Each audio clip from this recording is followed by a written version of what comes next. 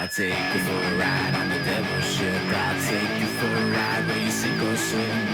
Now come with me and let this story begin. Viva, Christian, welcome. Viva, welcome back. Absolute a pleasure to be here. You're going to have the record for most appearances on this show. It's amazing. It's the hat trick now, right? I think it's been 3 times. I think, is this the 4th Poseidon or the 3rd? This is the 5th. No way. It's either 4th or 5th, sir. That's crazy. Yeah, you're an interesting man. Well, this is going to be an interesting discussion also. We are Well, okay, so you're riding, Westmount Notre-Dame-de-Grâce. and you're Papineau riding, I am also Papineau. PPC candidate, just so we know in case people are Yes. unaware. Now, for people that don't know, Papineau is, it includes Park X, where I'm from, and that's Justin Trudeau's riding. Yeah. Super difficult. Whether you're conservative, NDP, putting someone there is kind of like a death sentence because people want their candidate to be prime minister, and this is the only chance people get. So it's very difficult. You got a lot of work ahead of you, Christian. Absolutely. Yes. It is in the lion's den, let's say. Yeah. But it's been going good so far. I mean, the Are people on the nice? ground- yeah, people are very nice. I went around to get signatures, and you get a lot of people are like anyone but Trudeau, so they're nice to you. That's funny. I'm seeing it in Westmount as well, but we should probably back it up before we get here because it's been a learning experience in terms of running for office. So, I mean, I've never done it before. Christian, I don't think you've ever done it before. Absolutely not. So you got to get approved by the party. The party says, yes, you're going to be the candidate. Then you got to go get 100 valid signatures from voters in your riding. Which What means, makes them valid? legible addresses, eligible voters. They can't just be residents. They can't be citizens. Eligible voters for the riding. So to get 100, you imagine it's a 5-minute discussion with everybody who signs. And then it's sometimes a 5 to 10 minute discussion with people who don't sign. So Yeah. it was. I mean, how did it go for you? Well, it's as you say, sometimes you have to invest the 10, 15 minutes to get a signature, and sometimes you invest the 10, 15 minutes and you don't get a signature. Sometimes they start to write. Sometimes they just want to be friendly. They start to write, then they ask what party you're from, and then you say PPC, and then they just stop. Literally. Now, what do they tell you about the PPC? What do they know about the PPC, and what do you tell them about the PPC? I suspect Christian and I get the exact same reaction. You guys are anti-vaxxers, extreme right-wing, anti-science. That's all I see Xenophobic. in the media, and I know you, for example. You were one of the first double vax persons that I know. You were also a goddamn a lawyer. You know your shit. You're definitely not anti-science, and I know we've discussed before. You're sure as fuck not xenophobic. I am. It is. The allegations are preposterous. What's amazing is I know Maxime and I know and pretty much everybody on the PPC don't like looking at people as, ethnic checkboxes. Yeah. Hyphenated Canadians, I like to call them. Yeah. Not bad. That's it. But if anybody who calls the party racist, xenophobic, whatever, they just have to go look at the slate of 312 candidates. And unless they're one of those people who thinks that any minority on that slate is a race traitor, you can't make the affirmation seriously. So, but that's it. People have been indoctrinated to think Maxime's racist. He's a crazy nutwing who says all sorts of ridiculous things, not knowing half of those things are either exaggerated or in some cases were overt jokes on Twitter that Journal de Montréal decided to run with as though they were serious statements. So misrepresentations in the media. They believe things. They don't know why they believe them. After 5 or 10 minutes, you can start making some headway, but then they have to want to do it on their own. So Trudeau, we already know the Liberals right now, as far as I'm concerned, or as far as I know, they haven't released their actual platform for this, which is crazy because the election's a week away. The PPC, what are their main talking points? What do they want to do if they would win the election? Well, for sure, like my primary reason for joining the PPC as a candidate is the COVID-related measures, which I find are completely egregious. Violations of the charters are just wholesale being done by provinces, and there's no one at the federal level that says, hold back. Both the passport we're talking about and mandating that nurses, doctors, police officers, everybody. Everything from lockdowns to curfews to passports to face masks. These are things which they're being done at the federal level. Or they're charter violations. They might be able to be justified if it gets to that point by Article 1 of the charter, but they're objective charter violations. Ordinarily, you would have a federal government that would step in and say, I think your language laws might be a problem. Let's go challenge this at the court. I think your mandatory vaccines might be a problem. Let's go challenge it in court. But instead of having a federal government under the Liberals that are defending constitutional rights, they're subsidizing and financing the violations. So you being a lawyer, is it weird for you to you're trying to be part of the government and you're looking at the government violate fundamental rights that in a normal circumstance people would fight back and try to sue the government, but given the emergency measures, everything I've seen go up against them gets shot down? I've been saying it multiple times. Emergency measures, when you're 2 years into emergency measures, it's not the emergency that's the problem, it's the government. Yeah. For me, I find it shocking. I am familiar with Section 1 of the Charter, the Canadian Charter of Rights and Freedoms. I know it says these are your rights in as much as they can be violated in accordance with the rules of a free society. I understand Section 1. That requires a court determination. And we haven't even gotten to anything on the merits. We've had 2 years of government orders by urgent emergency edicts. And nobody is defending our rights. The odd case that gets to court gets dismissed because it's on an injunction or some interim basis where the evidentiary rules are a little different than on the merits. But you have no federal government standing up for the rights of the citizens. So the bottom line, number one item, PPC is going to defend the constitutional rights, manage an emergency in accordance with fundamental human rights and liberty. You're not managing an emergency properly if you're crushing civil rights as a response.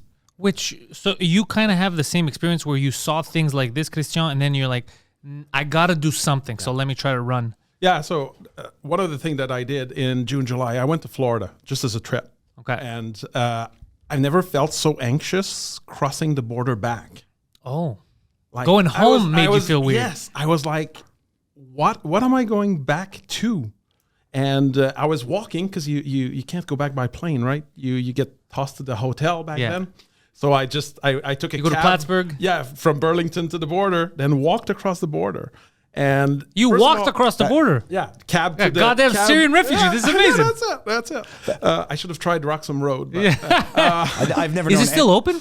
I don't know, but I've never known anybody who actually crossed the border on foot. I know this is amazing. And it felt absurd. First of all, I felt like I was standing in the middle of the street waiting for the light to go green so that I could walk up to the counter.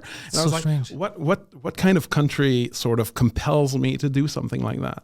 This isn't home. I'm not coming home. I'm going back to clown world. But that's also one of the unscientific things that really bothers me. So if you were to drive or walk back, that's fine. Yeah. If you fly back, you need to quarantine. But also at the time they said, remember in the beginning, you weren't allowed to drive out or bus out, but you were allowed to fly out. Yeah. Because now instead of being alone in your car, you're in a less dangerous environment, which is a plane where you're locked in with people using the same. None of this made any sense. None of it ever made any sense. And even the justification for why there would be a quarantine for air travel but not for road travel, I can understand the rationale. It was in the decision that came out of the federal court. They said if you're driving in, chances are you are more of a isolated. resident. Well, you have your travel plans. You're probably more local than if you're flying in. So flying in is international. That was the rationale. So they said there's more risk from inbound via plane than inbound via car. Which makes sense. Yeah, and typically people coming in by car, they're going to be residing here. They're going to be citizens, whatever, residents. Where it didn't make any sense is that the rationale for justifying the quarantine hotels, the designated facilities, was that someone can test positive for 14 days after a negative test when they come back. So let's assume that that's the case. You can still test positive for up to 14 days and you're going to be a risk to society. That would not justify 3 days in a quarantine facility of a hotel. That would justify 14 days at worst. So even the logic didn't make any sense. The cost didn't make any sense. If you can test positive for 14 days, that would justify certain quarantine measures for 2 weeks once you get back, even in the presence of a negative test. It just didn't make sense. But the court basically just defers to the experts, defers to the government, and everyone washes their hand of responsibility, washes their hands of a difficult decision, and gets to say, well, it's the safer of the outcomes. And once you get home, you get harassed by robocalls, phone notifications, like you're being constantly asked, did you violate quarantine? Which, of course not. But even if this is the violating quarantine, so what bugs me is that you can come back with a negative test and it doesn't make a lick of difference. Yeah. You would still have to quarantine. I know now they changed the rules. I think if you're double vaxxed and you're coming in, you're fine. Because I have two buddies who flew together to the States. They had some comedy stuff to do. And when they came back, one was, he wasn't double vaxxed. So he had COVID and then he got one vaccine. And the other one only got his first vaccine recently. So he has to quarantine at home, the second guy, but the first guy, he's back. Neither of them got COVID. Neither of them tested positive. They both tested negative. One's out and about. The other one's still quarantining. And it's like, well, shouldn't the quarantine be for the sick? Shouldn't the quarantine be for those who, especially with these PCR tests that we know amplify everything? So even if a little bit, it'll make it seem like you have a lot. If that comes out as 0, why are we quarantining a not sick person? They're forcing you to take a test, and they basically don't believe the test. Yeah, the test that they give us that we already know is amplified. So if you have a little bit, it'll show a lot. Well, so the false positivity rate with the PCR tests is a known issue for anybody who hasn't read up on it. You can read up on it. It's a known that the cycle rate, from what I understand, is such that it will have a lot of false positives because of the particulate matter that it is cycling through. But the idea that you have to quarantine the healthy, I mean, never in my understanding of history have we ever quarantined the healthy. You've quarantined those who are at risk. You've quarantined those coming in on ships. For anybody who doesn't know the history, quarantine, quarantaine, 40 days. Yeah. Incoming ships stayed at port for 40 days to make sure the sick got over their illness or were not contagious. Pirate diseases like scurvy. But here now you're locking down the healthy.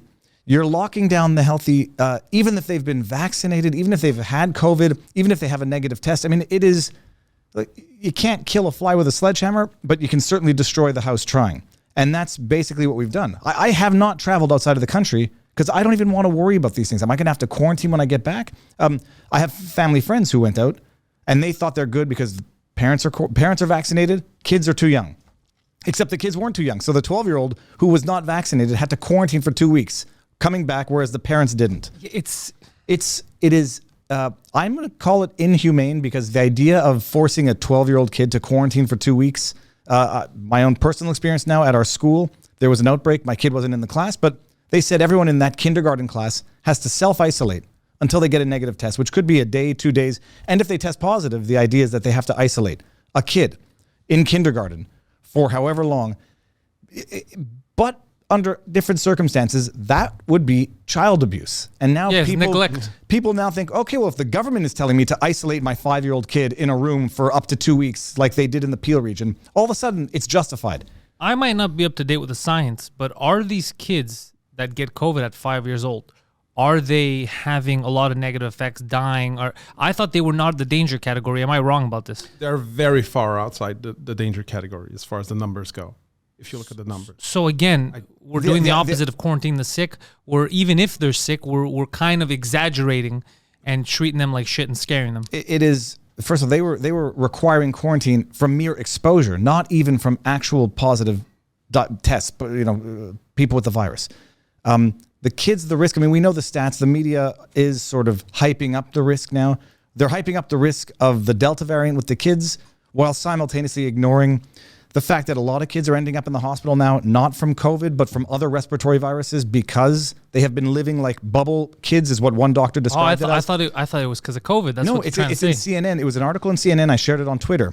Basically saying now the pediatric wards are being filled up with non-COVID viruses, rhinoviruses, regular respiratory viruses that kids otherwise had natural exposure to and had an immunity to. But a year and a half, and one doctor referred to it as basically living like Bubble Boy, they are now going back to school, a year and a half of sanitizing, no exposure to natural germs. They are more vulnerable and they're falling more gravely ill than they did before. So it's like every single thing the government has done along the way has not helped and has actually exacerbated the core problems and incidental problems. And we don't, as far as I understand, we don't have any actual recourse. So let's say in a year the government says, look, looking back at the science, we overreacted.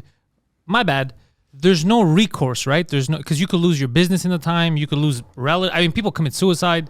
Also now there's no recourse for this passport. This is the other thing that bothers me. I'm for people getting vaccinated, especially if they're at risk. Everything in your favor that you can do to help you, you fucking do it, okay? Now, do I know there's long-term side effects? I don't.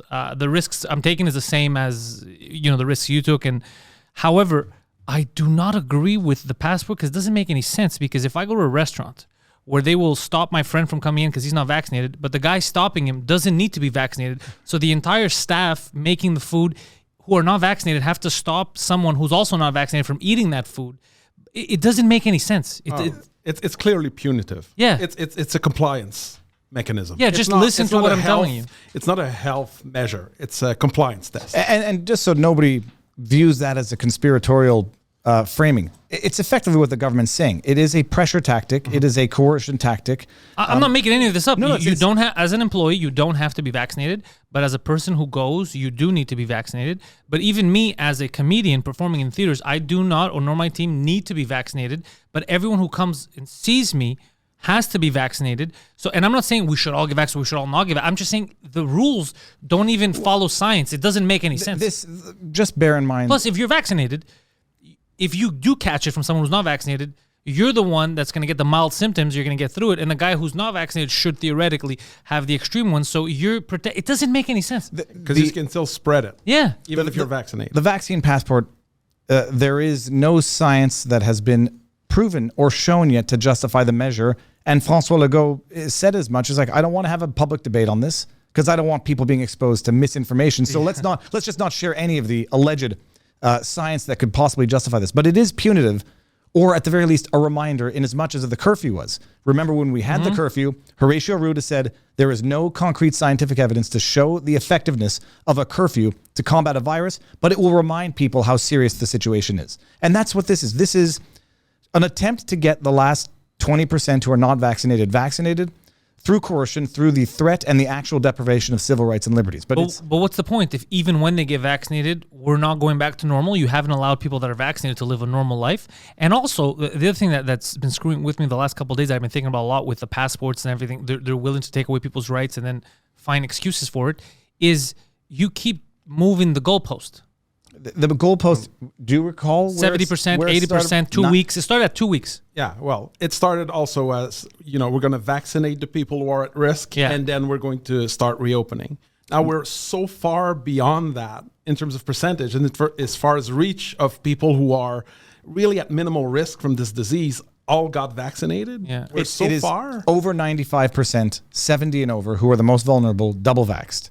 And now the argument is that you have to vaccinate children in the event that asymptomatic children or pre-symptomatic children are such a threat to those who have already been vaccinated that they themselves need to be vaccinated for a virus which, as far as their demographic goes, has minimal, from all statistics, minimal serious impact. But that's what bothers me, because even if they're vaccinated, they can still spread it. Vaxxed or unvaxxed, you can still spread it to the people that are at risk. But if the people that are at risk already got 2 vaccines, your vaccine is not going to change it.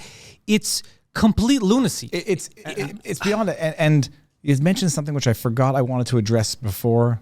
I'll get there in a second. I'll just interrupt while you think about it. And we're stopping children from basically building that immunity, which is natural, which is now shown to be 6 to 13% more effective. Studies out of Israel. Yeah, and Bloomberg dropped that bomb that bomb last week. Bloomberg said the studies now show that people who went through COVID are 13 times stronger against it than double vaxxed individuals that didn't. Who would have ever thunk that if you believe in God, that the system that God designed over hundreds of thousands of years of evolution would be more effective than man-made creations are good. And you don't even need to believe in God or anything, just some common sense and also science. That's what we have these systems for. And we saw people this whole time, 99.9 whatever percent of people that got it.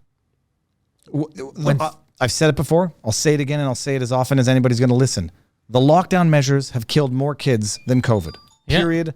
Unequivocally, categorically. And the government is only counting one number now, and it makes it very easy to measure success or failure based on that one number. But numbers are only relevant in comparison to other numbers. So when you say, two children under 20 in Quebec died, when you see the overdoses, when you see the suicides or suicide attempts, and now by the way, they're coming back on that original article that they wrote back, CBC back in 2020, that suicides have gone down or haven't gone up like everyone predicted. There's a lagging effect there, but now they're coming out and they're coming out with more accurate statistics now, something like 200% increase in emergency calls, suicide calls. They're going to see the impact of this. So what's the win? This is the thing that I don't get is what's the end game? There are theories, some of them more kooky than others. You could see it as corruption. I mean, we've had cases of corruption with the cigarette industry and the food pyramid. Now, most people know the food pyramid is a distribution mechanism for production. Yeah, I found that out recently. It's all bullshit. Yeah, it's not health related. It's distribution related. Now, you could see that having 7 billion customers who need recall shots every 6 months forever would be kind of a good motivation to send a couple of dollars to a couple of people to help make it happen. Yeah, I've and heard I am that not too. saying that's happening. No, but absolutely not. But Big Pharma, dude, I was reading up with him this morning. Some of the biggest criminal fines ever paid were from big pharmaceutical companies, Pfizer. Absolutely. Yeah. We just did a live stream with Robert Barnes where we talked about the Johnson & Johnson, the talc powder. I think it was Johnson & Johnson. That was causing cancer. Causing cancer. They knew, but apparently they knew about it. Apparently they had documents internally confirming the risk. They made the Fight Club calculated risk. How much does it cost to recall versus how much does it cost if we have to settle out of court if we get sued? Yeah. This is the same company that people are now just blindly trusting, unquestioningly. And it's not to call in doubt the vaccine. It's just a question of saying, on the one hand, you have the utmost of distrust for Big Pharma, that you see them overtly paying out big fines for covering up stuff that they knew. And now it's just, you're a heretic. Is it a heretic or a heretic? You're a heretic for even daring to say, maybe we should slow down a little bit before talking about forced vaccination of kids 12 to 18 who are at virtually no risk to the virus. And we're starting to see now are going to be at much better adaptation at dealing with it if they actually contract it. And Lord knows what happens. What happens when you suppress or artificially stimulate the immune of a developing kid for one virus? What does it do with respect to other viruses? And we're seeing it sort of start to happen now, and it wasn't rocket science to predict. It wasn't rocket science to predict, and I've seen scientists talk about that. There's science that come out and say the same thing. Well, adults, we should be getting the vaccine and protect yourself, but kids, they're still developing it, and I haven't seen a reason why they should. And it makes sense to me why kids should kind of develop an immunity, especially since we know that the risks of what's happening with the disease with most kids and what they're saying are two different things. What they're saying is a lot of fear mongering. They make it seem like anyone who catches this disease at that age dies or has respiratory problems, which is not the case. I don't know how they're allowed to say it, but and there's no there's no repercussions for. It's garbage in, garbage out from the media. Christian, we saw two stories over the last weekend. One about hospitals being overloaded with people ODing on ivermectin. Ivermectin. Yeah, that wasn't true either. Horse the warmer. Yeah, no, which is not even what Rogan took. Not at all. It doesn't matter. It was a bull. I mean, it's funny. It's Rolling Stone running the story. It was a bogus article. They quoted a doctor who allegedly hadn't worked at that hospital for 2 months, had no idea what was going on. Maddow rolls with it. All of mainstream media rolls with it. And then the other story that I broke down on my channel was a healthy 16-year-old who has COVID pneumonia in both lungs should have gotten the vaccine. And the tweet, if anybody's seen the video, you'll know. I'll repeat it now. It's not about fat shaming, and there's no but.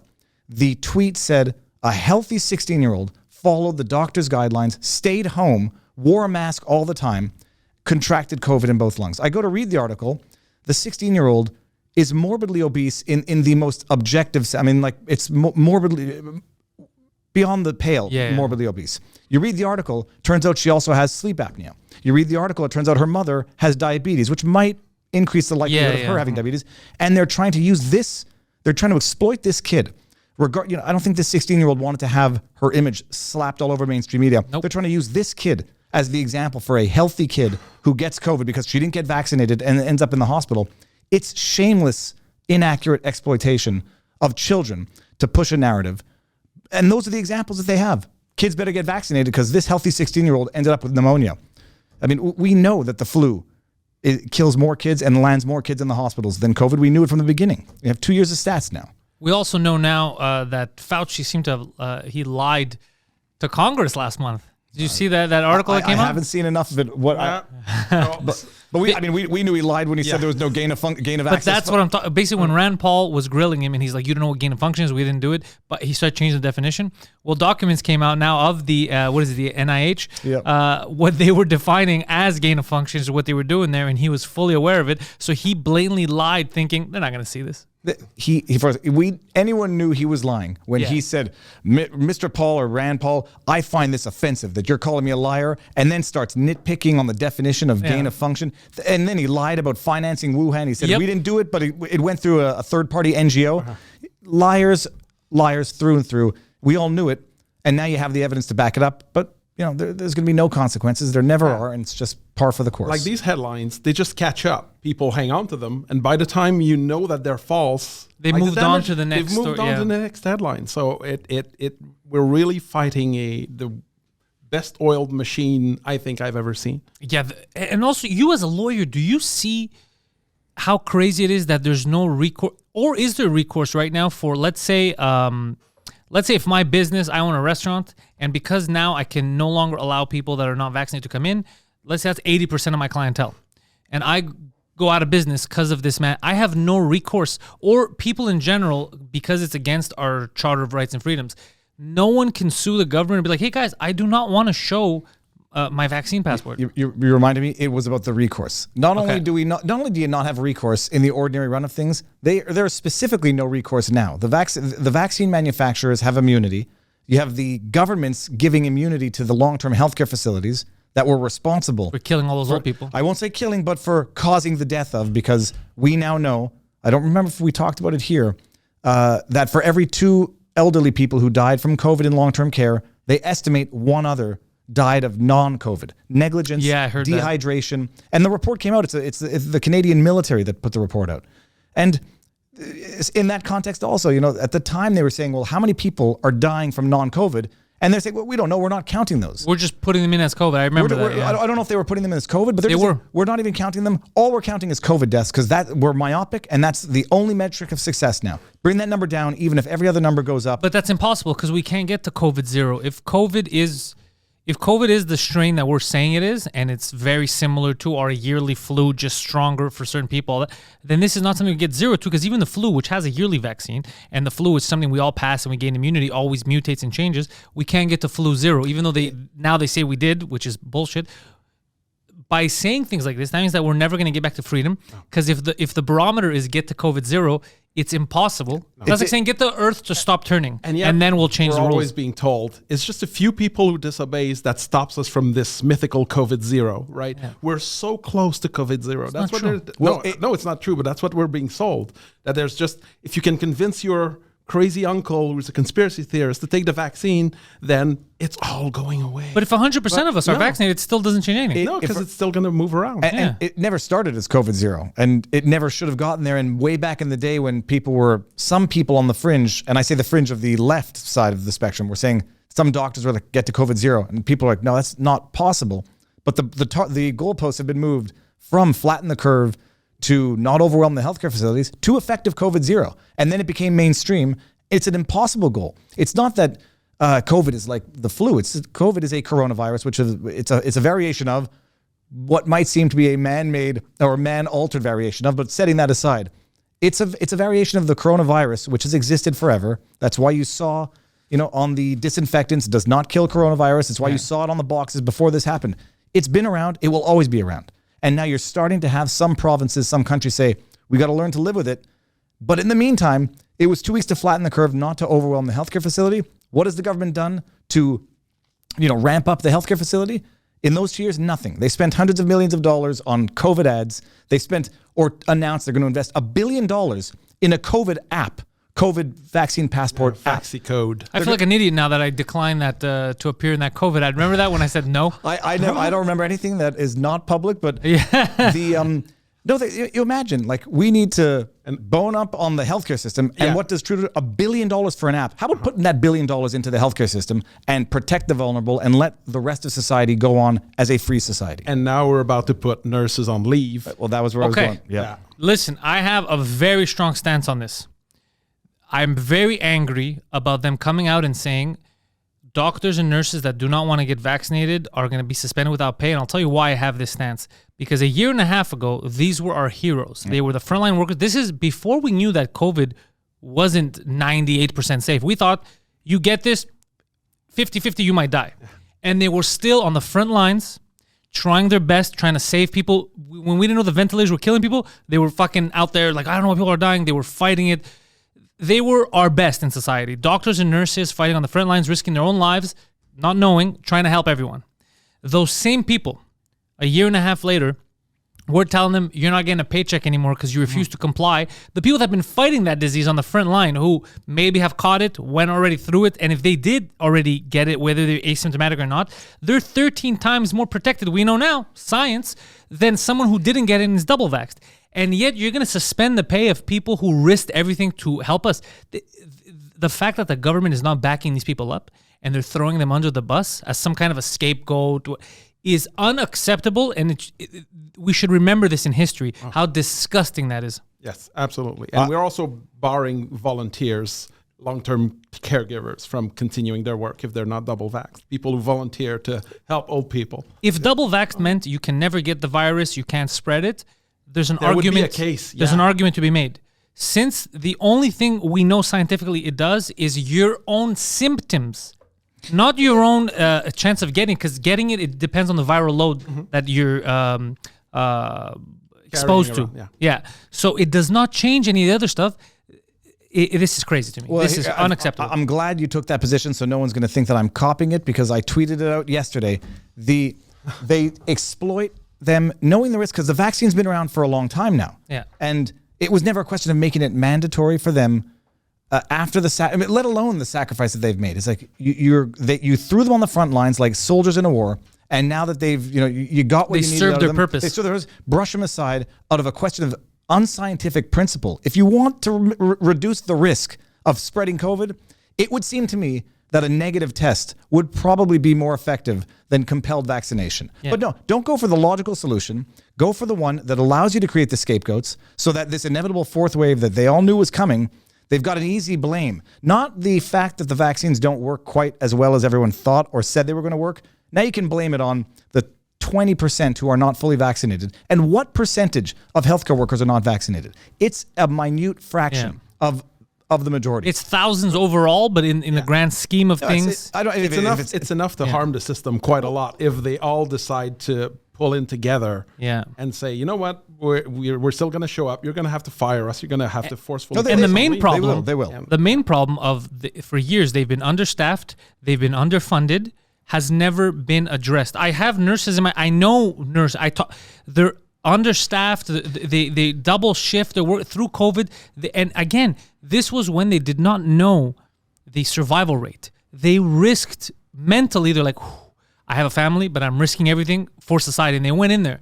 How do you screw these people over now and kick them out of their job? It's crazy to me. It's just how wars are fought, with people sitting in ivory towers throwing the lowly citizens to their fate. It's like, and then the lack of gratitude, but the lack of logic, the lack of science for the numbers that they are, and then also dealing with the fact that we've had shortages, we've had staffing shortages, not just for 2 years, for 2 decades.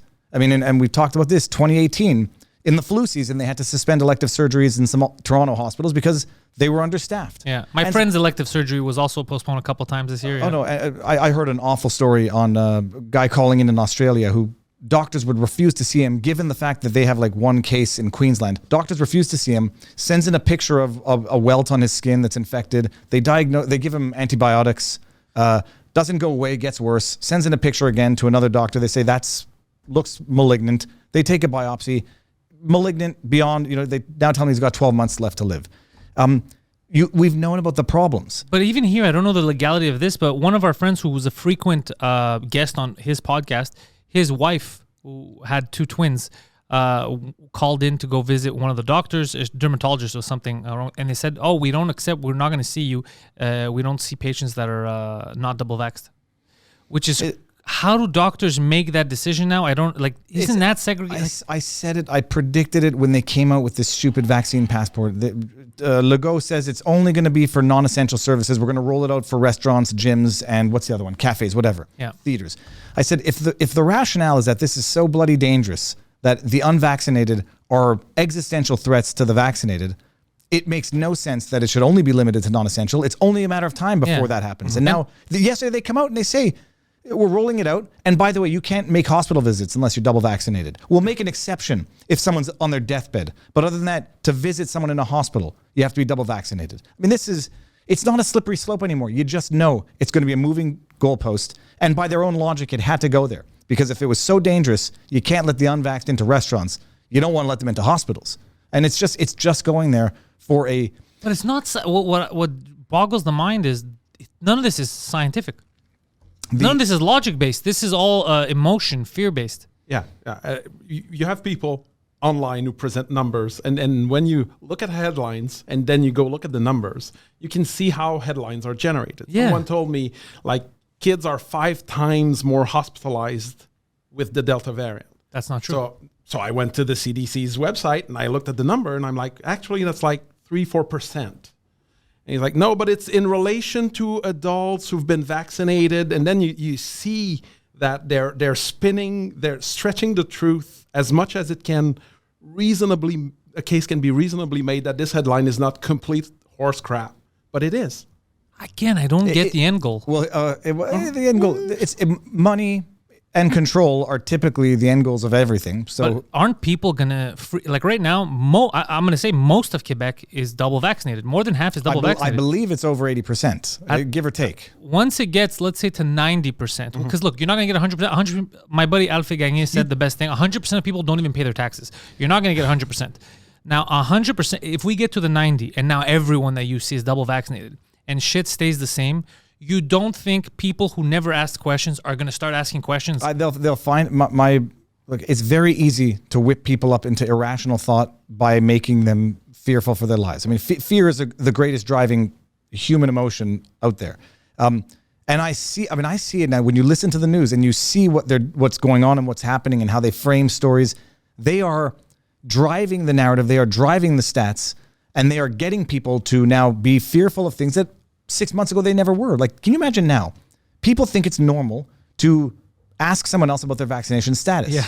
People now think that they have something to fear if they go to work and don't know their colleagues' vaccination status. And I'm telling you, nobody had that thought until the media starts coming out with studies saying, Canadians don't want to go to work if they don't know that their colleagues are vaccinated. Nobody had that thought until the media planted it there, and they watered that plant of fear into an actual fear among a lot of people. But I've had discussions. People are so engulfed by their own fear, they've stopped thinking rationally and logically, and they do think, even at this stage, if you contract COVID, you're going to die. And I mean, it's an existential threat, and they will look to anyone to blame. First of all, you'll never get to 100% because people cannot get vaccinated. Some people medically cannot get vaccinated. You'll never get to 100%. Yeah, it's that's what I'm saying. Is this goalpost? It was never the goal. And the question is, should it ever even be the goal? I mean, should it not have been the goal to let the healthy develop natural immunity to this? That is herd immunity, as far as I understand it. Sweden, it's working for Sweden. Well, that's it. It's not born out of vaccines. It's born out of people developing natural immunity. Yeah. And the vaccine was there to protect those who are at risk. And now it's just become vaccinate everyone twice. Get the booster. Pfizer apparently will have a pill for those who are COVID positive despite double vaccination and boosters. 2 pills twice a day. They're going to call it, I can't believe it's not ivermectin. Yeah, exactly. And then we see with the stats coming out of India, you see the stats coming out of Sweden, you see the stats coming out of Israel. 3 countries that the media doesn't really want to talk about all that much anymore because Israel does not fit the narrative. Sweden never did. They stopped talking about it last year. Yeah, they stopped talking about it last year, yeah. And from what I understand, India does not fit the narrative either in terms of their treatment, but that would be venturing a little bit further than what I...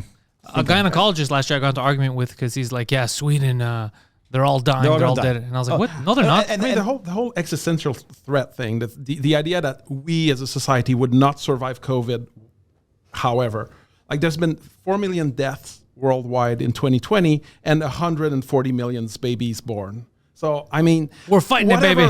Like, whatever we do, this is not ending us at all. Like it doesn't mean it's not bad. Doesn't mean we shouldn't make every effort to protect ourselves and protect the people around us. Exactly. But I feel like it's not the vulnerable that are getting protected. I feel like everyone is just getting thrown in to this weird dystopian future where you have to show your vaccine status to a child at a door who's not vaccinated. It doesn't. I took a picture. I mean,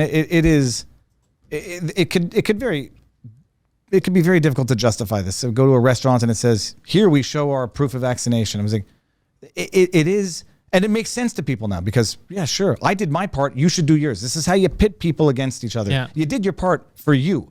You didn't do your part. But they think they did it for someone else, which doesn't make, I've heard people tell me the vaccines we get are not for us. They're for the vulnerable. I go, no, the vulnerable get their vaccines. You're just as likely to catch it and give it. If you're sick, don't see people. Yeah. If you've been there are other ways to deal with it other than literally flattening the curve of humanity to flatten the curve of COVID. But I mean, you got into a point now where we're seeing the devastating effects in terms of anxiety, self-harm, overdoses of a certain demographic. Also, why do they keep calling double vaccinated people anti-vaxxers? Because they don't want A vaccine the passport. Yeah, we had the same discussion. Literally, like, none of us are anti-vaccine. None of us are. We're all for science. We're all anti-passport.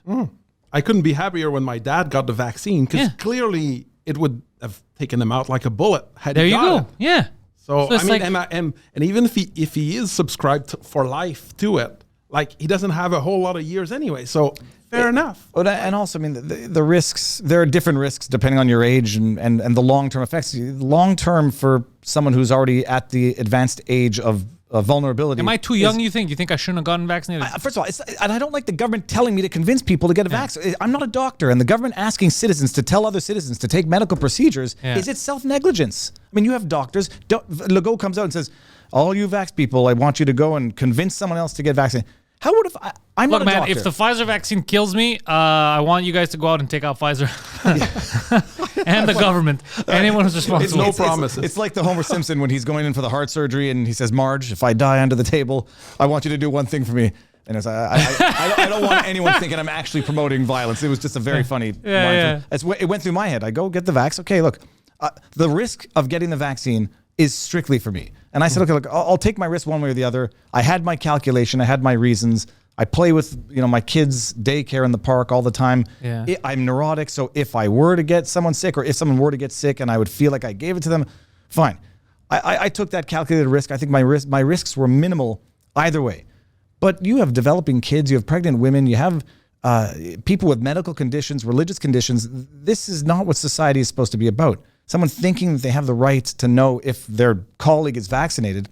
I mean, it's about as logical as thinking you have the right to know if your colleague has herpes. You can get it from them. You can sit on the same toilet seat. I mean, I guess if you share cutlery, there's a chance. It's like it was never anybody's business, by and large, let alone under the context of a virus that has these survival rates for the better part of the population. And I found that that's one of the hardest thing was usually when people would ask if I'm vaccinated, I just blurt it out. And now I make it a duty to sort of say, well, I'm not answering that question anymore. It's none of your fucking business. Because I don't have anything to hide. First of all, I've been flying around, so use your own judgment, you dipshit. Just I ask if they have oral herpes. I mean, that's it. Well, why is that in your right? Well, if I eat at your place, I want to know. I mean, there's a chance that something bad can happen to me, so it's my business. Your personal medical condition for COVID. I mean, the COVID, it's just the specific sets of the circumstances. Everybody you talk to who will accuse me of being an anti-vaxxer. It happened yesterday. It was the only time it actually happened when I was hanging up PPC signs. Someone said, "Oh, you're the anti-vax group." I was like, "I'm double vaccinated. I'm not." You were double vaccinated early. I said, "I'm not anti-vaxxer. I just don't think that a 13-year-old should have to get vaccinated in order to go to a coffee shop with her friends." Yeah. And he says, "Well, why not?" It's like, because that's not how society works. And that's against the science. And he says, well, when I was a kid, I got my mumps and my polio shot. It's like, That's not what this is. Mumps and polio as diseases are different than COVID. Yeah. The mumps and polio vaccines compared to COVID vaccines are different. Yep. If this has been around, and this is my own personal opinion, when this has been around for 5 to 10 years, and we have seen potentially any longer term effects, I will feel much safer recommending it to young people and anybody. In as much as I'm not a doctor. But these are not the same, but in their minds. COVID, Dershowitz was on, where was he on? Fox News, said COVID's worse than smallpox. It's like, no, it's not. And for anybody to actually think that, it shows the degree to which their logic and their reasoning has been skewed by their panic and terror. Mm-hmm. He literally said, I'm not mischaracterized. I like Dershowitz. He's been on my show twice, my channel twice. Smart guy. But you can see where someone through 2 years of day in and day out fear porn sits there and says, COVID is more dangerous than smallpox. I mean, it just is a different disease, and the people who are at risk are different demographics. And as far as it goes for kids and anyone under 70, it's not the same thing. I feel like you're trying to tell me I'm too young and I should not have been vaccinated. I do not give anyone medical advice. I'll give legal advice. I hope I don't drop it. If you give legal advice, tell me how I'm going to sue the government. Don't waste your time. Don't waste your time. I mean, You'll be fine. You'll be fine. Yeah, we're gonna be fine. No, I'm not. Like I said, I've been doing my research, and what it feels like is okay. There are the cases of people that initially they take it, they have a reaction, they get Guillain-Barré and all that. It's very, very small. I think I would have already had something like that. And long term, the way it seems, I think the biggest issue is that it's less effective than what they assume. So all this is nonsense, and we're gonna have to keep getting stuff. That's the biggest fear for me, is that it's useless. And that's the people who think they support the vaccine passport now. When it starts becoming annual boosters, twice annual boosters, then they're gonna say, "Well, geez, can you just, my body is not a vessel for your medicine." Like, yeah, that can be good for us also, right? Like, I'm not a because already doctor. kids, they space out the vaccines because your immune system can't handle all this at once. Well, and it's about the Guillain-Barré syndrome. It's rare though. It's exceedingly rare, but it's exceedingly rare. It's a risk with all vaccines. Yeah. And incidentally, it's a risk with all infections. I mean, you can get GBS because it's a neuro. Yeah, your body attacks its own nerves. And a member of my family, not immediate family, but close family, had a serious case, was on a respirator, and made a decent recovery. They didn't think he would. Good for him. Yeah, it took like a year of rehab, but the GBS, you can get GBS from an infection. So you could, in theory, get it from getting the virus, and you can get it from any vaccine. So he got IBS. Do you know where he got that from, sir? I'm going to say you got it from your mother, Poseidon, because I've got IBS also. Yeah, it's genetic. They call it the nervous stomach. Yeah, his stomach does hurt when he gets nervous. Like a troll dog. And you have a hyperactive bladder? But like I'll have to shit if I get nervous. Well, it's very eloquent. And I won't tell you my BM movements, sorry, but I will have to use the washroom. you'll have to go BM if you. Number 2. But yeah, we got no recourse, which is what scares me. Is we can't give the government that much power. And people who think we're just around the corner, like the federal government invests $1 billion in what Justin Trudeau says is a temporary measure until the federal government rolls out a permanent system. Yeah. Who can look at this and say, yeah, we're just about to end this. If there's a little bit more compliance, we'll be out of this whole situation. Can you also imagine $1 billion investment is not a temporary investment? I mean, you don't invest $1 billion to then And why are you tear investing the bridge down in a passport and put that money in hospitals? I was going to swear. I don't swear often. Invest that $1 billion in the healthcare system. Yeah. Incentivize workers to get into some people accuse me of being nothing but a naysayer criticizer. But they say, you have to hear my positive ideas. And I've been saying them for a while now. Incentivize healthcare workers and doctors to come back to Canada and to work. And one easy way, maybe income tax-free income for a certain amount of time. Maybe forever. Maybe it's a benefit of working in healthcare. You don't pay income tax. Let me tell you something. I'm all for that. If you're telling me, like the nurses now, if you're telling me a nurse, I know nurses who work in the ICU, they're super understaffed. Like there's 15 people, there's 3 of us, and we're double shifting. So these nurses, if you're telling me, look, Pantelis, this is what's going to happen. We're incentivizing these nurses. They get paid. They pay 0 tax. They keep all the money. You know what I'm going to say? Hell yes. Absolutely. They're the ones risking their lives. They're the ones working all these shifts. They're the ones that if I'm in trouble, I have to go see them. Do you know why the government doesn't contemplate this? Is because instead of taking money out of my pocket, they are preventing people from putting money into their pocket. Yeah. So it's a cost-free solution in a sense. I mean, sure, you're going to lose income tax for federal budgets and provincial budgets. Not that much in the grand scheme of things. If we're talking about offsetting costs, like they say, like convince someone to get the vaccine, you save X amount of dollars in healthcare. Yeah. Incentivize nurses, healthcare professionals, any staff working in the healthcare system. No income tax. I'm down for that. You will incentivize people. But what do? They know they have a shortage, and they implement this unscientific, unconstitutional, mandatory vaccine, notwithstanding legitimate religious exceptions, notwithstanding, I don't think they're recognizing religious exemptions. I think they're recognizing medical exemptions. I don't know what they consider to be a legit one. No, religion doesn't exist in the federal government right now. They said it doesn't matter. We don't care what you believe in. I know that they're doing that in British Columbia. They're not recognizing religious exemptions. But and what do? I thought Trudeau was pro-choice. I didn't know that he went this. I thought he was pro-choice. But apparently it's my body, his choice now. The liberals are, the irony, conservatives are not conservative anymore. Liberals are not liberal. Yeah, it's so weird. Liberals have become fundamentally illiberal. And I mean the politicians, not the people. The people, lowercase L liberals are good people with good ideologies. The government itself, once you taste power and you see Trudeau getting on that stump, talking about those people putting our children at risk, and you have to do it. If you don't want to do it, you're not going to get on an airplane, knowing full damn well the minorities and the demographics who are more underrepresented in terms of vaccination. the Liberal Party is liberal only in name, Yep. as is the Conservative, ironically enough. Yeah, there's such weirdness. So how you guys feel confident about your campaigns? Well, confident. I'm facing Justin Trudeau. Yeah, you got in that's a his heavyweight. stronghold. Yeah. I mean, So- Justin Trudeau, who I should say publicly, he did receive a private invite to come to this show. He's only got a couple of days left till the elections. I don't know if he's going to come, but he's always welcome because so far the Conservatives are willing to come. The PPC is willing to come. Even the NDP wants to come, and I said no. But the Liberals, they were supposed to come, a couple of them, and they chickened out at the end. I wish you get him. And you see how I am. I'm not gonna. I'm gonna say what I I think. didn't get him Yeah. on. I don't mean. No, I attack mean, him. but just you see let how him I am. talk. Like I'm gonna let them talk. Pantelis, Yeah. anybody who doesn't want to have open dialogue and anyone who insists on seeing the questions first, Yeah. they're not interested in the truth. They're interested in framing. Yes. I will go on the most hostile platform. They can't be like, overt violent. Yeah. But I'll go on the enemy's channel and have them grill me left, right, and center, make me look stupid, whatever. If I look stupid, it might be because I'm stupid, and then I might have to get smart on certain Yeah. issues. So it's the ultimate test of one's ideas. No one's going to accuse even the Conservatives are dodging certain reporters now, Rebel Yeah. News in particular, but no one's going to accuse them of not being cowards when it comes to transparency. But yeah, What's the story with Rebel News? Why are they? Because the way they frame them is, and I understand that they're sensationalist as well. Just like everyone is a sensationalist. They're trying to push their own agenda, but they're not doing anything different than the CBC is, than CTV is. Well. And the way they made it seem to me, and then I started looking at Rebel, was, these guys are either racist or crazy. And then what it looks like is they're just reporting on stuff that the other two major guys aren't reporting on. That's the main difference.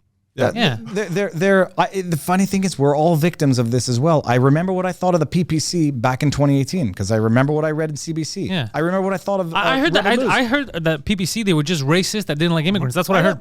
And the one example that I heard, which was it was a legit example, was some candidate in Nova Scotia put out an anti-Islam tweet. I think it was something like along the lines of Islam is evil. Yeah. I say, okay, fine, bad tweet, and not a bad tweet, but wrong. Does that define an entire party? No. If it does, the entire Liberal Party is guilty of Justin Trudeau's Blackface, everything. sexual So, harassment. Corruption, ethics. yeah. I mean, Yeah, slipping downstairs. So I remember what I thought, but Rebel News, and I remember what I thought of Rebel News, or my impression back when I was learning all this stuff. Yeah, I read what the CBC said about them. They are bulldogs when it comes to the media. They're bulldogs in terms of being adverse or opposition to the government, whatever that government is. There is opposition to the Conservatives as they are to the Liberals. Yeah. But they don't get the government financing. They have to raise their own money. They get ostracized by the government subsidized media. They get demonized. They get blacklisted from the debates. They today had a victory. They're going to be at the leaders' debates tonight and tomorrow. Imagine they screw it up. Oh no, they're not gonna, they're just going to get ignored. Alexa Lavoie is going to be there.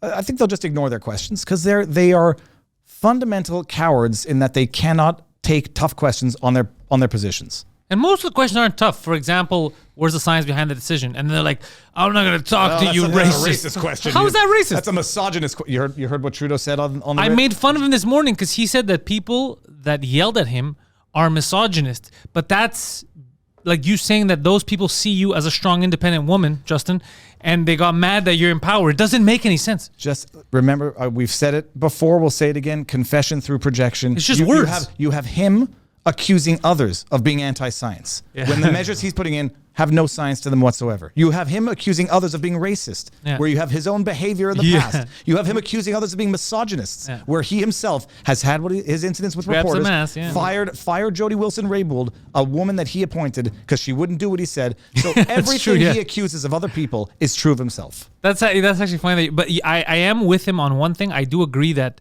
just like Maxime Bernier, I think, got an egg thrown at him or something. I don't like this. You shouldn't throw stuff at them. Tell them, even if you want to pull a finger, tell them go fuck themselves. I'm fine with that. You shouldn't physically assault them because here's the problem. I understand people are mad with any politician. They don't like Maxime Bernier. They don't like Jagmeet Singh. Once you start getting into violence, we start falling from first world to second and start teetering. You can't do that. Yeah.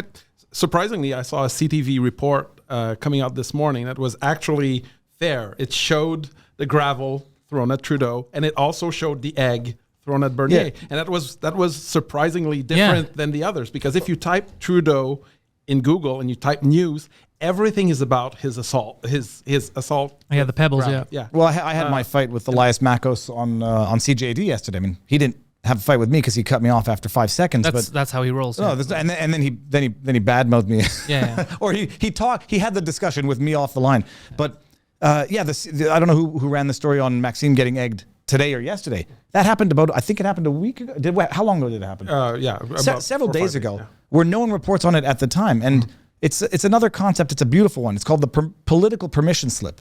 When the media lets certain acts of violence pass against their ideological adversaries, that's all the encouragement anybody else needs to up it a notch. And so they say, they come down for all day in and day out on the radio. Someone threw gravel at Justin Trudeau. And it's not to undermine that. When you do not report on actual acts of assault, and it was an egg on his head, Maxime is an absolute gentleman, didn't want to press charges, let the guy go, doesn't matter. When you have the media absolutely ignoring that, it is only going to encourage the bad players to say, look, we got a political permission slip pass here. Let's go do some more stuff elsewhere. To me, that's completely unacceptable all across the board because, again, it's a very slippery slope from first world to second. There's no question. There's no question about that. It's never violence. People don't like me for constantly saying it. They say there's a time when violence... No, but these are not it. Your political opponent, you want to make a difference, you go vote. You're not going to assassinate him. You're not going to throw stuff at him. That's crazy. No, you heckle. You can heckle. You can heckle. Tell them to go fuck us. I don't mind. But you don't smash eggs. You don't pie in the face. You don't throw gravel, even if it doesn't hurt. First of all, even if it's just gravel, it can catch someone in the eye and scratched retina. Or hit a person next to him that was just... I don't like any of that stuff. All of it's terrible. You're not going to need to, ask the PPC members or Maxime Bernier too hard to condemn this. He did it unequivocally and categorically yesterday on Twitter, if not elsewhere earlier. But it's the necessary race to the bottom when the media selectively emphasizes certain acts and then selectively ignores others. And when they try to portray words as violence, that is also a very dangerous game because what they're basically saying is you're violent already by using your words. What does that say to people? Yeah, no. Well, if I'm already violent now, we're going to talk about words being violence. The closest thing we've got is Justin Trudeau saying that unvaccinated people are a threat to children. Yeah, that's what he said. Even though children are generally not at risk of this. And he's a threat to people, they said they're a threat to the vaccinated. And to the children. Yeah. To our children. They're a threat to our children. Like there's different. That's an important language, usage. It's basically divisive. The way I interpret it, I think he was talking about the Jews, Viva. But I tell you, I don't like the historical analogies. And there's no but. When a leader uses their podium, the power of their stump to get out there and use that type of rhetoric, it is reminiscent of certain eras. And it is, like I said to, what's her face?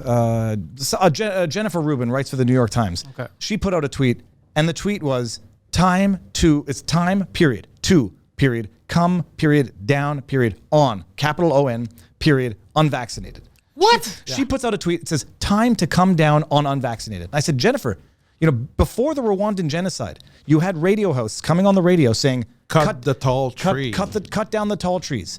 Because the Tutsis were taller historically than the Hutus.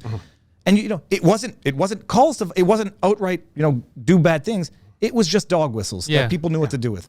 And we're getting very dangerously close to that now. And it's another part of my theory, blaming the protesters for using violence words by calling Justin Trudeau corrupt and dishonest, which he is demonstrably. Yeah, he is. And then ignoring Justin Trudeau, the prime minister of the country, getting out there and saying, those people are putting us all at risk. What do you think happens when you demonize a minority, ethnic, religious, and visible minority, into being an existential threat to the majority? You know damn well what you get. And you know damn well what you're doing. The good thing is, I think it's repulsing more Canadians that it's actually egging on. Yeah, a lot of people are mad about this. Canadians in general don't like that kind of stuff. We don't want to live in that kind of world. I do not want to live in a world where my neighbor is different. He's not vaccinated, or he's this, he's that, he's different. I thought we live in Canada. Yeah. We're all in this together. I asked my sister at Christmas because there was a plan to sort of go around the measures. Didn't happen, but anyways.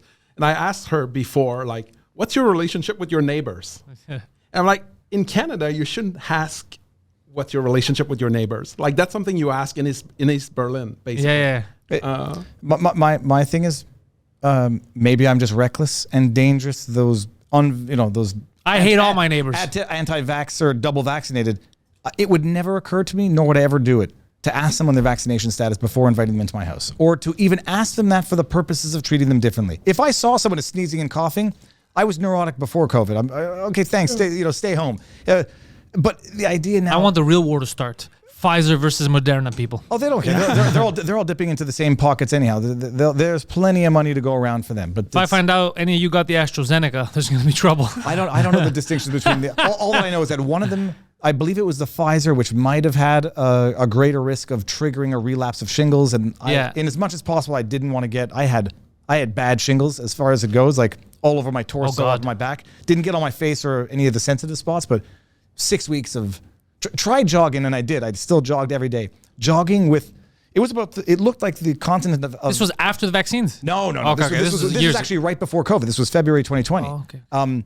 And I got wicked shingles, and I was like, when you jog, and everything touches. And it just hurts? Hey, it itches to the point where you can feel it in your stomach, and it itches to the point of pain, and you can't sleep, and things are sticky. It was all gross. I didn't want to have a relapse of that, which is one of my reluctancies to getting the vaccine. And someone's going to tell me, Screw your medical history. You got to do it. Otherwise, you're not going into a coffee shop, which also came to the same thing because I'm not downloading that app, and I'm not downloading that app. I already said. Never. Done. And people are like, well, you got vaccinated. What do you care about? Because the principle of it, I do not want to comply with this nonsense. Yeah, there's a lot of why do you care about it? Like I'm making more money now that we're in COVID. I'm a software engineer. Like I work in an industry that was completely blessed by this crisis, and I could just sit on my butt and just like, even when they lifted the curfew, it took about a week and a half before I actually found myself outside the house at the time past curfew. But it doesn't mean that you agree that everyone should suffer. No, it's ridiculous. Like seeing it from like, why do you care? Well, actually, you shouldn't wait until it affects you personally before you start caring. That's how I feel. That's why I don't care. One of my buddies like, hey, do you mind? Because he wanted to come see the studio. He goes, I'm not vaccinated. I didn't ask you. I don't give a shit. I didn't ask you. And it creates a shame. It creates a shame where there should be no shame, a pressure where there should be no pressure. What the hell do I care? Come, I didn't even ask you. Are you sick? If you're sneezing and coughing, stay COVID or home. not. Yeah, exactly. If you're sick, don't come. But if you're not sick, what do I care? Maybe that's going to be a little bit more true now, but it should have been true all along that if you're coughing and sneezing, like try and stay home. There used to be a bravery associated with showing up for work when you're.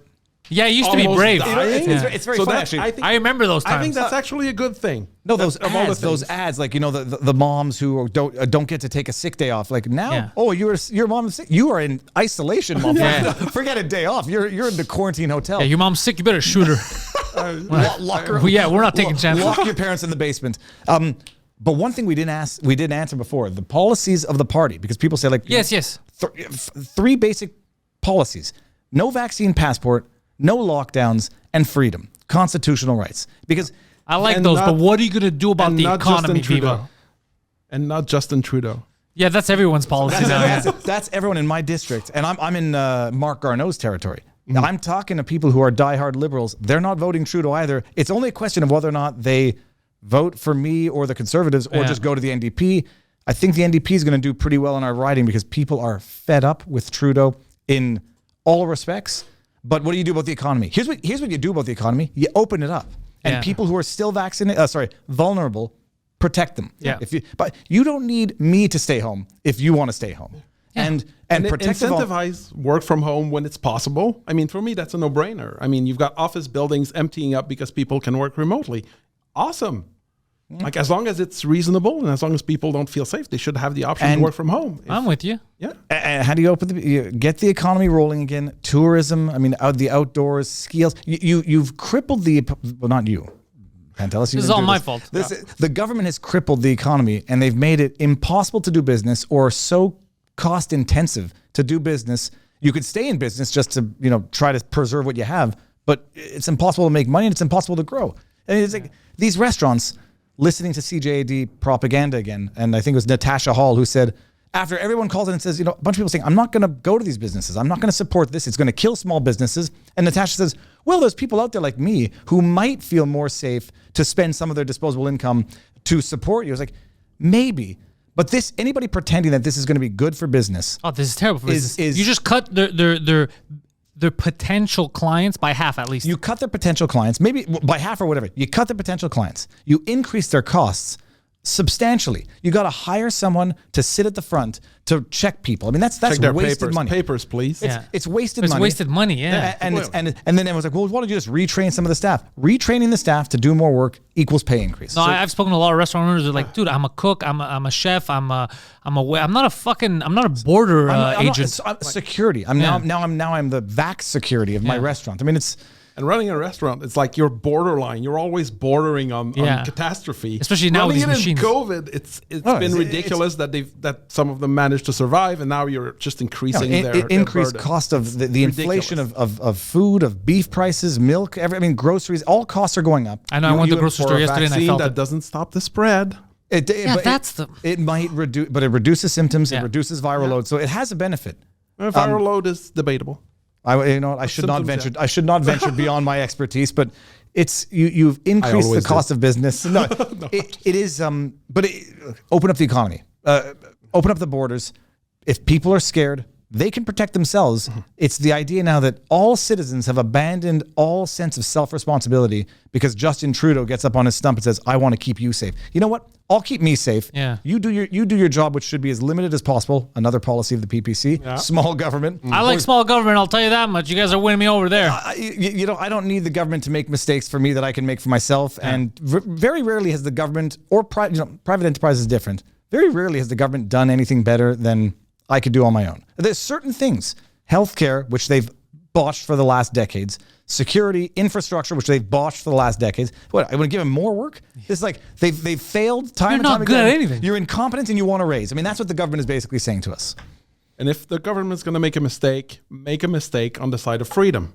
Basically err on the side of freedom instead of erring on the side of restrictions. Like, I don't mind the government making mistakes. It's a new disease. We didn't know about it. Now we know a lot more about it a year in.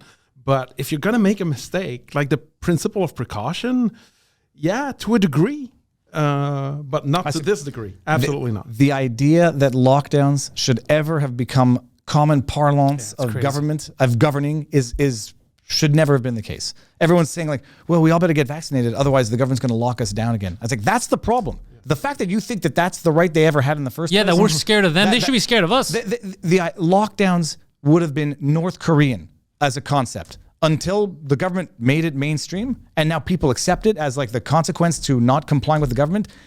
I would, if I'm prime minister, first day I get in there, you will never have a lockdown. And if there is a lockdown, you won't need the government to do it because you're going to stay home for whatever the reason. Yeah. I mean, that's bottom line. If you need a lockdown, people don't need the government to say stay home at 8:00. It's and then I guess other policies, immigration. What's the immigration policy? Tighten it down, limit it. Make sure that you have skilled immigration. But as far as I understand, the Canadian government, our immigration is pretty. Apart from that, what is that road there through the states? Roxham Road. Yeah, the people just walk in. But apart from that, in general, the criteria is pretty heavy duty compared to other Western countries. I'm not sure about that. I'm not sure either. I think it's pretty. I think they've adopted something of the.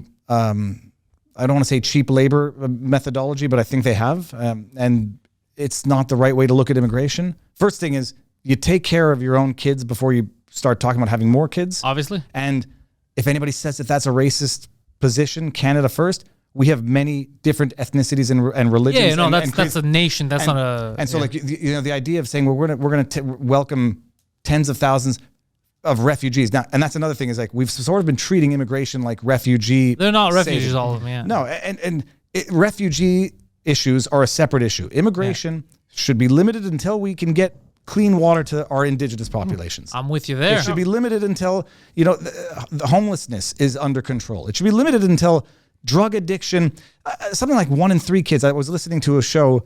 It was called La Salienne. It's the Centre La Salienne. It operates at a Saint-Michel. And apparently, if I believe the stat that the guy said, it's Paul Evra, 1 in 3 kids in Saint-Michel eats 1 meal a day. And it's been exacerbated by COVID. That's, I think, accurate because Poseidon had pulled up stats from the government right around the time of COVID where how many kids was? I can tell you it's going to be 1 in 5 living in poverty in Canada. 40-some%. I mean, it's 40-some% went to school in the morning in Quebec hungry. Can you imagine that this is how we're neglecting our own kids? And now we're the idea that you say, I want to take care of these issues before welcoming new issues makes you racist. It makes you un-Canadian to say, we have an obligation to our current children. I mean, it's putting the carriage I don't in think front of these the horse. words mean what they think they mean. I think all these words lost their meaning. Science, racism, they all lost their meaning because people are saying we're doing the scientific thing when they're talking about unscientific things. They're saying racism when racism is never brought in. Trudeau said people that don't like him are misogynist, like he's a strong, independent woman. It doesn't make any sense. I work in the IT sector, right? And so high-skilled immigrants are all over the place, and it's awesome. Yeah. Like You need these skills, but you learn. Like we have trouble filling in seats. Of course, if a high-skilled immigrant in IT wants to move in, like come let's in. do it. Yeah. Like I That don't was care so about close. Don't worry, it's a ethnicity, table. race, anything like that. I'm going to go back to the confession through projection. Calling people who want tighter immigration racist, some might argue that that's confession through projection because their very immigration policies are themselves racist in that they are based on exploiting cheap labor coming from other countries. You Yeah. say you're doing it for their good, but you're just doing it for your own good. To say, well, nobody wants to pick the strawberries in the fields up in Rougemont or La This Fosse. is true. I didn't know that, but yeah, you're And right. so these are the arguments they use. Well, nobody wants to do it. Well, first of all, when it's more beneficial to stay on EI or seasonal unemployment or to work under the table, of course nobody's going to do it. Yeah. And so the idea is like, well, no-brainer. we have these jobs that Quebecers or Canadians don't want. So our solution is to use immigration as a subsidy for cheap labor. That's racist. I mean, I don't care what you think about it. That's not right. And some of these jobs are not intended to be lifelong jobs. And so they're intended to be transitional jobs or training jobs for younger people. You learn how to work, you learn how businesses operate, and you move on. It's not to import people to satisfy your cheap labor needs. I mean, that is racist. This is such a complicated subject. I'm surprised they never talk about it. Well, no, it's just easier to say if you want to tighten up immigration, you're racist. It's a lot easier to understand. And then when you have the CBC subsidized to $1 billion a year and the other mainstream media is $600 million a year, don't want to bite the government hand that feeds them literally, they'll toe the line. And they all want to come after me with these Bill C-12s. They want to. They sue the conservative government. CBC suing the conservative government. Then you got the Leaders Debate Commission excluding rebel media. I mean, they want to silence the opposition voice, and they want to demonize it after they've silenced it. I'd literally give everyone the same equal opportunity. Sure. Just that some of them don't want to talk. Anyone who operates a YouTube channel knows who accepts invitations and who doesn't, as a political delineation. Well, guys, look, I wish you the best of luck. Links are going to be in the description. Yeah, Viva, they already know you. I think they do. So hopefully, Christian, people come out, they vote. Your party gets to see that you gain some interest there. But I got to tell you, man, against that Trudeau kid. It's a stronghold, but like any single vote taken from him is a victory. But you're learning, too. You get to. This absolutely, must be a fun learning experience. Oh, yeah. This guy learned the scumbaggery of law, and now he's learning the scumbaggery of politics. And you know what I'm learning? Is that when you want to run ads at places, if they don't want to run your ads, they have ways of getting around giving you that. So they'll jerk you around. They'll give you a price. Then they'll say, oh, I made a mistake. The price is actually twice what we quoted you. You got to get it in today. Otherwise, it's not going to be in the next issue. There are ways that even free media can find a way to not run ads for parties they don't like. But Papineau writing, what is the limitation of your writing? Geographically. Oh, it's l'Acadie to P9 and the Metropolitan to Jean Talon. It's huge. Yeah. It's So huge. that- It's huge. It's sprawling. It's east-west. Yeah. It's Park X to Villeray. I would encourage, can I look at the camera? Yeah, of course. Anybody out there who wants a change in government, make a point in Papineau, and you can make the same point in Notre-Dame-Westmount.